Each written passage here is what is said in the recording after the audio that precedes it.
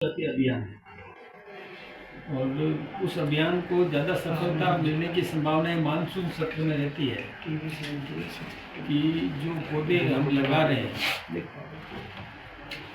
जो पौधे लगा रहे हैं वो उसकी रेट ऑफ सर्वाइवल बढ़ती है इस समय, क्योंकि पानी मानसून से भी मिल जाता है।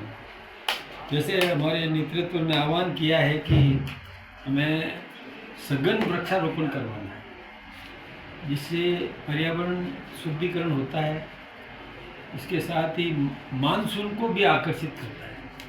तो इसके लिए हमने और सारे कार्यकर्ताओं का आह्वान किया है कि वो अपने अपने क्षेत्र में अधिक से अधिक जागृति अभियान चलाए, जनता को जागृत करे और प्रत्येक नागरिक और कोई न कोई पौधारोपण जरूर करे, वृक्षारोपण करे, उस पौधे को सींचे, तैयार करे और उसको अपने पैरों पर खड़े होने तक उसकी संभाल रखे।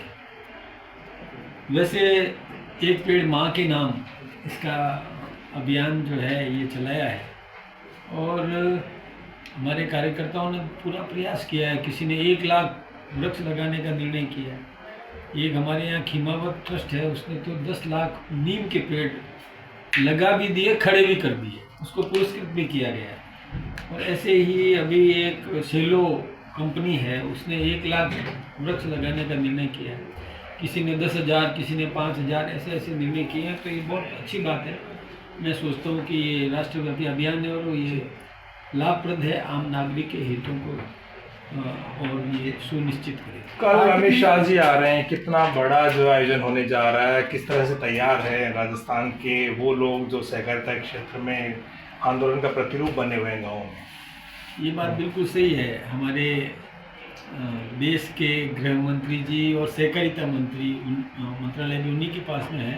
आदरणीय अमित शाह जी कल अपने राजस्थान आएंगे और दादिया जो पिछली बार जहाँ पर आदरणीय नरेंद्र भाई मोदी जी का जो प्रोग्राम हुआ था रिंग रोड पर, वहाँ वही कार्यक्रम तय हुआ है और वहीं हमारे पूरे राजस्थान के कोऑपरेटिव सेक्टर से जुड़े हुए जो भी नागरिक हैं, कार्यकर्ता हैं, वो सभी उसमें सम्मिलित होंगे। वैसे ये कार्यक्रम तो सरकारी कार्यक्रम है, लेकिन हमारे लोग भी इस सहकारिता से जुड़े हुए हैं, तो वो सब उसमें पहुंचने वाले हैं।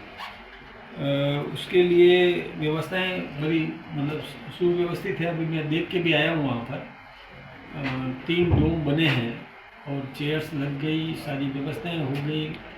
वो यहाँ पर लगभग 11 बजे दिल्ली से वायुयान से निकलेंगे और यहाँ आकर के उस स्थान पर सीधे पहुँचेंगे हेलीकॉप्टर से और वहाँ पर मार्गदर्शन देंगे। वैसे कोऑपरेटिव सेक्टर आम नागरिक को मजबूत करने की दृष्टि से बहुत उपयोगी है।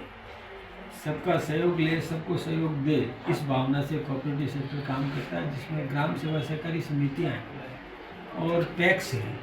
वहाँ जो पंचायत में है, हर पंचायत में इस प्रकार की व्यवस्था है। फिर अदर देन एग्रीकल्चर सोसाइटी भी इसमें होती है, जो इसकी मेंबर होती है। ऐसा करके और फिर मार्केटिंग कोऑपरेटिव सोसाइटी वो भी इसमें होती है। दुग्ध उत्पादन सहकारी समितियाँ भी इसमें है। यही नहीं, मंडियाँ भी इसके अंदर है, इसी के तहत सब कुछ होता है। कोऑपरेटिव बैंक्स है, कई अर्बन बैंक्स है, वो सब इसी कोऑपरेटिव सेक्टर से जुड़ी हुई। कई लोगों की तो राजनीति कोऑपरेटिव सेक्टर पर टिकी हुई थी, जैसे शरद पवार है, वो महाराष्ट्र में कोऑपरेटिव सेक्टर के माध्यम से अपने कई वर्षों तक, यानी बचपन से लेकर के और इस स्थिति तक आज जो है वो इसी सेक्टर के आधार पर राजनीति करने में सफल हुए। इसलिए हमारा भी आह्वान है कि आम नागरिक इससे जुड़े, ग्रामीण क्षेत्र भी जुड़े और शहरी क्षेत्रों में जो जैसे हाउसिंग निर्माण सोसाइटी होती है, कई सोसाइटियाँ हैं, वो सब इसी से पंजीकृत होती है। तो सब रजिस्ट्रार है वहाँ जुड़ता है और फिर इसमें बैंक्स के चुनाव भी होते हैं। इफ़को के चेयरमैन भी इसी से चुने जाते हैं, क्रबको के चेयरमैन भी इसी से चुने जाते हैं और कई संस्थाएं जो कोऑपरेटिव सेक्टर्स है उसमें आम नागरिक को लोन भी देती है। गरीबी उन्मूलन की दिशा में भी कोऑपरेटिव सेक्टर बहुत अच्छा उपयोगी हो सकता है। छोटे छोटे कुटीर उद्योग कोई लगाना चाहे, किसान कोई ऋण लेना चाहे, तो कोऑपरेटिव सेक्टर्स बहुत उपयोगी है।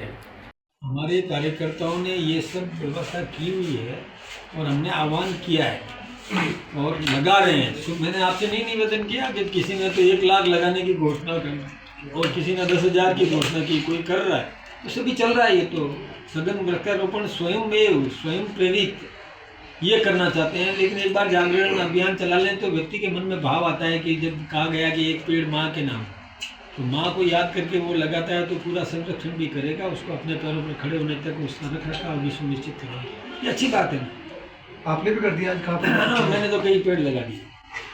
मैं तो शुरू से ही करता आ रहा हूँ। मेरी फैक्ट्री है, उस फैक्ट्री में भी मैंने सघन वृक्षारोपण किया। मेरे खेत है, उन खेतों में भी मैंने किनारे पर ऐसे स्थान पर कि जब कभी भी काटना नहीं पड़े, इस व्यवस्था को ध्यान में रख कर के मैंने किया है। कई सड़कों के किनारे पर मैंने लगवाए।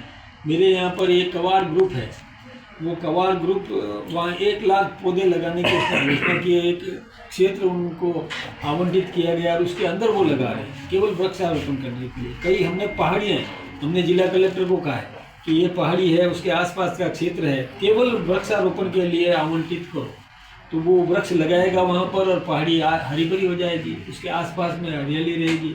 थोड़े दिन पानी पिलाना पड़ेगा, फिर स्वतः ही वो पानी अपना ज़मीन से खुराक लेता रहेगा, पौधा खड़ा हो जाएगा, तो अच्छा लगेगा, दृश्य भी सुंदर बनेगा। तो ये अच्छी बात है। मैं तो ये आपके इस चैनल्स के माध्यम से मैं निवेदन करना चाहूँगा कि इस अभियान में आप भी हमारा सहयोग करें, क्योंकि ये जनहित का है, आम नागरिक के हितों का, कोई व्यक्ति विशेष के हित को नहीं है। कांग्रेस जो है वो अमित शाह जी के दौरे का विरोध कर रही है और वो कह रही है कि कुछ भी हासिल नहीं होने वाला उनके दौरे से। तो आप किस तरह से देखते हैं, उनके पेट में बल क्यों पड़ रहा है इस दौरे से? उनको लगता है कि कोऑपरेटिव सेक्टर में जो उन्होंने अभी तक कब्जा करके बैठे हुए थे ना, वहाँ अब जनता आ जाएगी, सिंहासन खाली करो वाली स्थिति आ जाएगी। जो मठाधीश बन करके लगातार बैठे हैं ना, उनकी जगह आम नागरिक सदस्य बनेगा और आम नागरिक उसमें और भाग लेगा, तो वो चुनाव भी लड़ेगा। जो पहले से वर्षों से काबिज है उन लोगों को छोड़ना पड़ेगा वो स्थान, तो उनको लगता है कि ये मजबूत हो जाएगा। देखिए, कोऑपरेटिव सेक्टर एक ऐसा सेक्टर है जिसमें राजनीति प्रगाढ़ बनती है, पकड़ मजबूत बनती है, और पकड़ मजबूत बनेगी तो हम तो हमेशा सत्ता में ही रहने वाले हैं।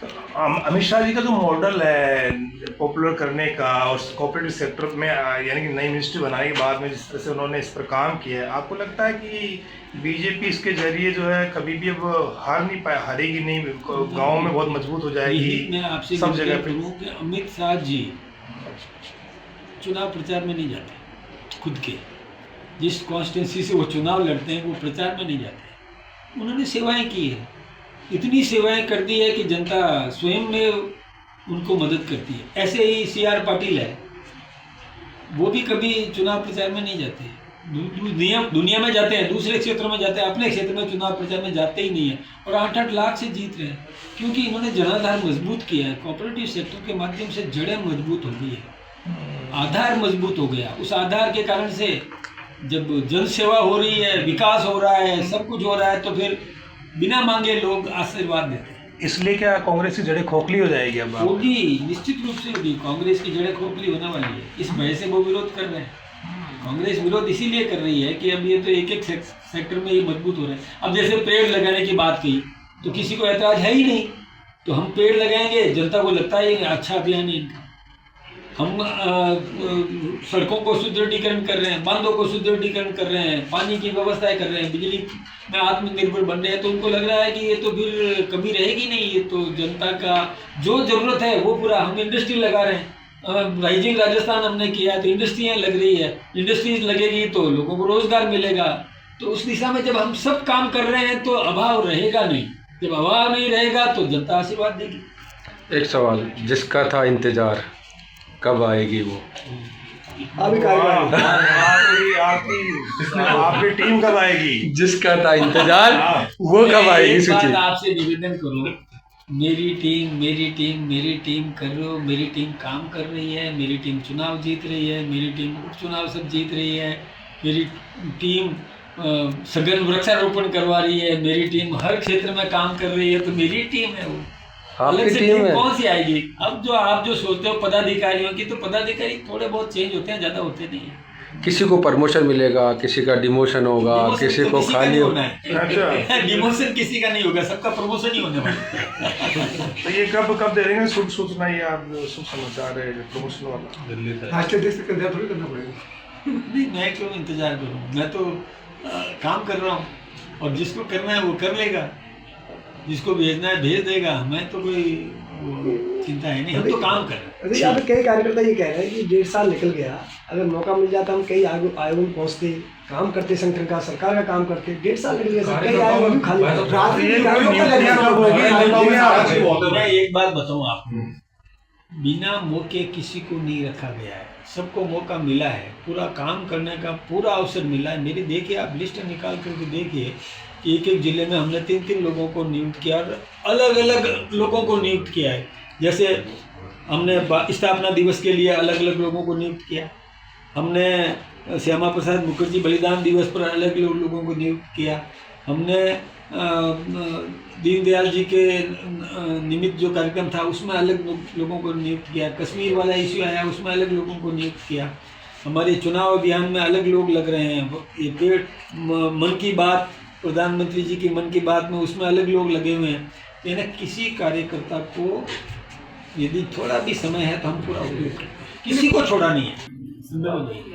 कई बार देखा गया इस प्रकार की मांग कईयों ने की है, तो ये संभव नहीं है। तो एक साथ 4 स्टेटों को तोड़कर नया स्टेट बनाने की बात है। 4 स्टेट्स को तोड़कर नया स्टेट, राजस्थान, गुजरात, मध्य प्रदेश, महाराष्ट्र। कोई कल्पना करे, कल्पना कोई भी कर सकता है। अब वो सपने देखने में क्या दिक्कत है, देखता है, आता है, सपना देख लें, वो सपने ही है, ऐसा संभव नहीं है। देखिए, व्यवस्थाएं हो गई और व्यवस्थित रूप से काम चल रहा है। कहीं पर भी इस प्रकार की मांग तब उठेगी जब व्यवस्थाएं व्यवस्थित नहीं हो। जब व्यवस्थित हो रहा है, सब कुछ ठीक है, समग्र विकास की योजनाएं हमारी सरकार बना रही है, सब उनकी समृद्धि की दिशा में हम चिंता कर रहे हैं, उनको मजबूत कर रहे हैं, तो कहाँ दिक्कत आती है? कोई दिक्कत नहीं है। एक वर्ग से इस तरह की आवाज़ उठ रही है, तो नहीं लगता कि इसको इस पर कुछ काम करने की जरूरत है, क्योंकि भविष्य में ये चीज़ बढ़ भी सकती है, क्योंकि पॉलिटिकल जिस तरह से वहाँ पर मोबिलाइजेशन भी हो रहा है। एक बात मैं आपको साफ कर दूं, ये वही लोग कर रहे हैं जिनकी राजनीति खत्म हो गई। वो अपनी राजनीति को चमकाने के लिए समाज का दुरुपयोग कर रहे हैं, और मैं सोचता हूँ कि ऐसे लोगों को समाज नकारेगा, कभी भी स्वीकार नहीं करेगा।